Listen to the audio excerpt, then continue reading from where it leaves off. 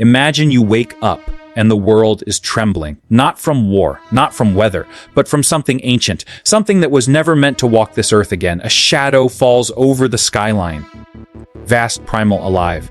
And for the first time in 65 million years, the dinosaurs are back. It begins with confusion. News stations flicker with unbelievable footage.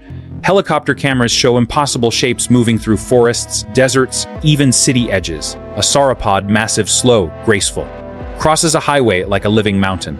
A flock of pterosaurs darkens the morning sky.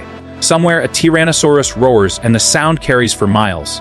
In an instant, humanity is no longer alone at the top of the food chain. The world we know, the world built for humans, was never designed to hold giants. But what if it suddenly had to? To imagine this world, we must first ask, how could it happen? Scientists have dreamed of it and feared it for decades.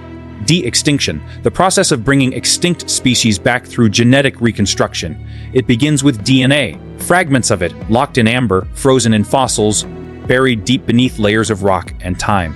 Theoretically, a team of genetic engineers could extract these fragments, patch the gaps with modern reptile DNA, and create a living embryo, a real dinosaur. It's the idea that inspired fiction, but in this story, it becomes fact. Through global effort or reckless ambition, someone succeeds.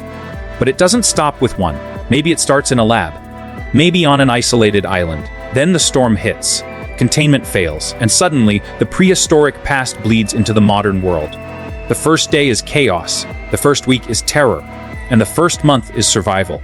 Because dinosaurs were not just oversized lizards. They were diverse, intelligent, adaptive, and above all, unstoppable. The small ones, the size of dogs or cats, scatter across the cities, hiding in alleys, feeding on scraps. The large herbivores trample everything in their path. Cars, fences, entire roads buckle under their weight. And the predators they hunt. Cut to slow motion montage of a city's outskirts. Smoke, distant sirens, a silhouette of a towering carnivore.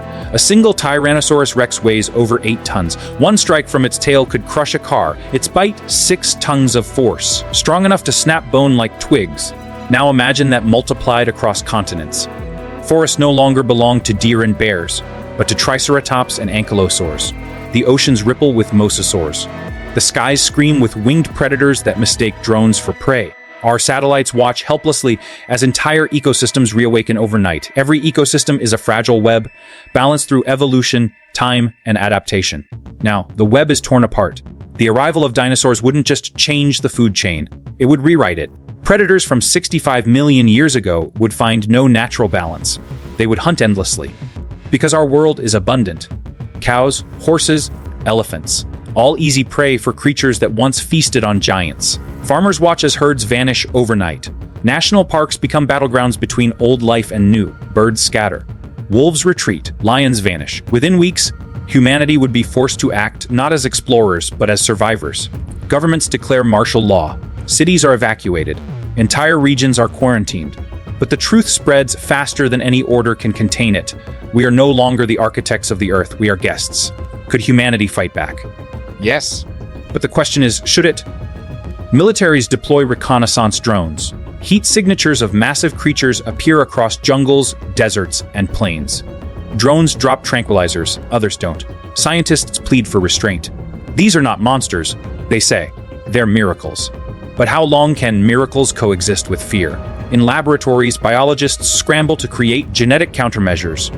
Engineered viruses that could sterilize or sedate the dinosaurs. Ethical debates ignite. What right do we have to destroy what we brought back? Cut to narrator, a voice solemni. Humanity, once the god of creation, now faces its reflection. The consequence of playing God. To understand what comes next, we must remember the world dinosaurs once ruled. Back then, the continents were different. The air was thicker. Oxygen levels were higher. Plants were larger, wilder, and more nutritious. Today, the environment is leaner, harsher, and polluted. Could dinosaurs even survive here? Some would thrive, cold-blooded, adaptable species would find ways to endure. But many would starve. Their massive bodies demand more food, more space, more energy than Earth can now provide. In desperation, herds would move. Through forests, through cities, through human settlements. Wherever they go, nature reshapes itself around them. Entire biomes change. Crops vanish. Roads crumble. Forests fall under their weight. We'd watch the Earth regress. Or evolve. into something in between. Not Jurassic, not modern, but something unrecognizable. Humanity has always responded to crisis with ingenuity. But can technology outpace evolution reborn? Governments establish containment zones, vast sanctuaries in remote regions where dinosaurs could live undisturbed. Others demand eradication. Drones armed with missiles patrol the skies. The debate divides nations. One side sees life, a new chapter of Earth's story. The other sees extinction, their own. Meanwhile, underground networks form. Scientists, activists, and billionaires secretly smuggling dinosaur eggs to private facilities. Preserve them, they whisper, before they're gone again. And so, the cycle continues. We fear what we create, until it turns against us. Weeks turn into months. Dinosaurs spread. Humanity adapts. Barely. Cities evolve. Walls rise higher. Electric fences hum. People live under constant alert. Their nights filled with distant roars and trembling ground. The old world fades into memory. The new world is raw, unpredictable, alive. Sound of thunder again. But this time, it's not weather. A deep, echoing call rises from the forests. The sound of something enormous, something ancient, declaring its return. Humanity stands at the edge of survival and discovery. One wrong step, and history repeats itself. One right one, and evolution begins anew. The dinosaurs are not invaders, they are reminders of what the Earth was, and what it could become again. Camera pans up to a darkening horizon, silhouettes of sauropods against burning skies.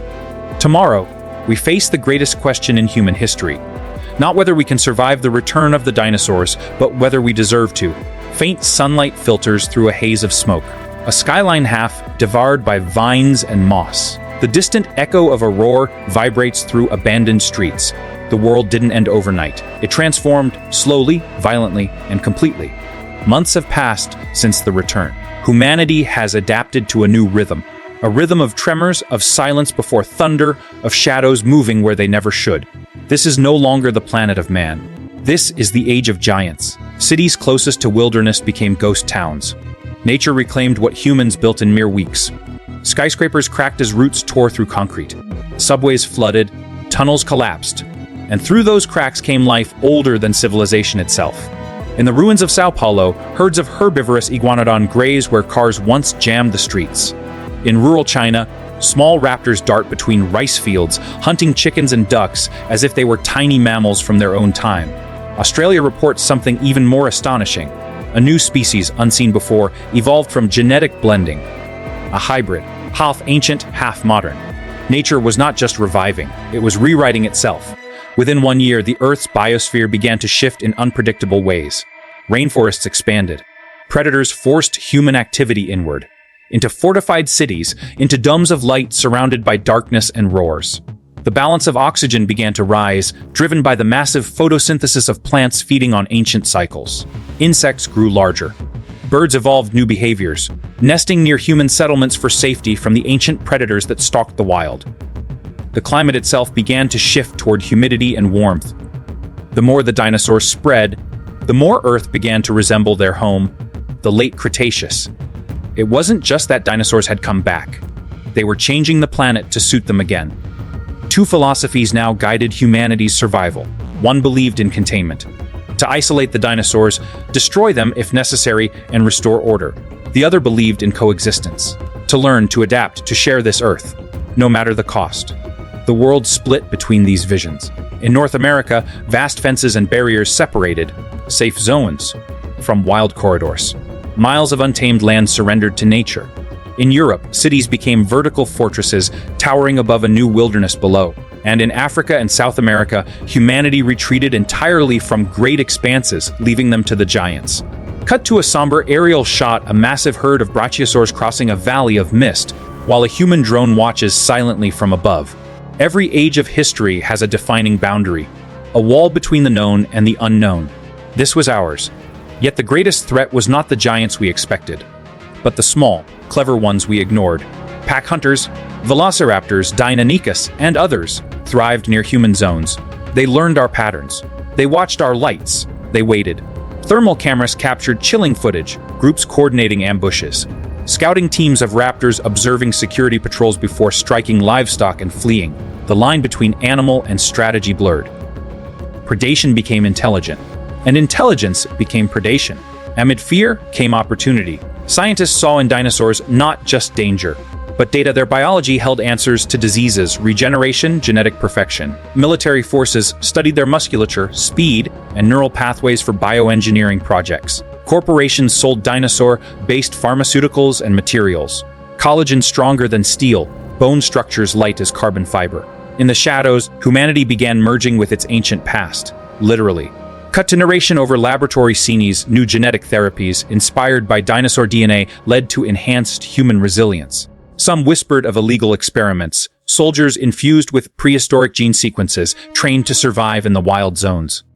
The line between man and beast was dissolving, but the Earth had its own response. For millions of years, it had known balance: predators, prey, decay, renewal. Now, with both modern and prehistoric life colliding, that balance began to fracture. Food chains collapsed in unpredictable ways. Crops were trampled. Rivers clogged with massive carcasses. Plagues spread. Bacteria long dormant reawakened in ancient blood. Diseases unknown to modern medicine crossed into humans. A price for awakening the genetic ghosts of the past. Global panic returned. Entire cities sealed themselves off. Flights ceased. Borders became barriers of survival.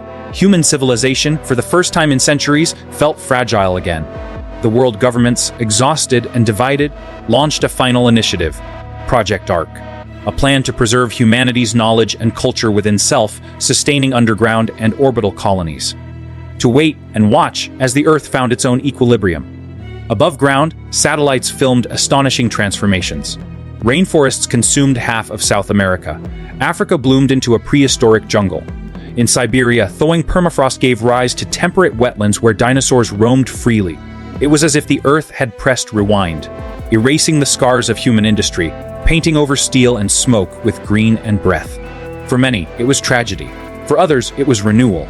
For the planet, it was balance restored. 50 years pass.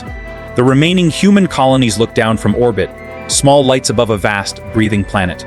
From space, Earth glows green again, oceans shimmer with life. Continents throb with movement. Dinosaurs have not destroyed the planet, they have remade it. The air is cleaner, forests stretch endlessly, the scars of human expansion are fading. And yet among the ruins, humanity still survives. Small enclaves living in harmony with the new wilderness. They hunt, trade, adapt. They tell stories of the old world, of metal birds and glass towers. Children grow up never knowing what a car was. But they know the sound of thunder, the footsteps of giants. For them, dinosaurs are not monsters. They are neighbors, guardians. Sometimes enemies, always reminders. Perhaps this was the fate of all civilizations: to rise, to dominate, and then to yield.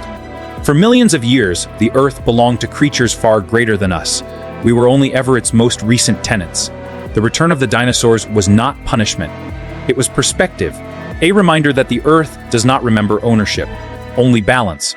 Our technology could resurrect the past, but it could not control it. Because life in all its forms was never meant to be contained. Camera pans over a vast valley at sunset. A human settlement lies on a hilltop, wooden, humble, surrounded by tall ferns. Beyond it, a herd of sauropods moves slowly through golden light. Their calls echo across the valley, deep, resonant, ancient. And so humanity begins again, smaller, wiser, part of the world rather than its master. Above them, the sky darkens with wings. Below, the earth trembles with power. And somewhere in that rhythm, the heartbeat of giants and humans alike, the planet breathes once more. We once asked, what if the dinosaurs came back tomorrow? Now we must ask something far more profound.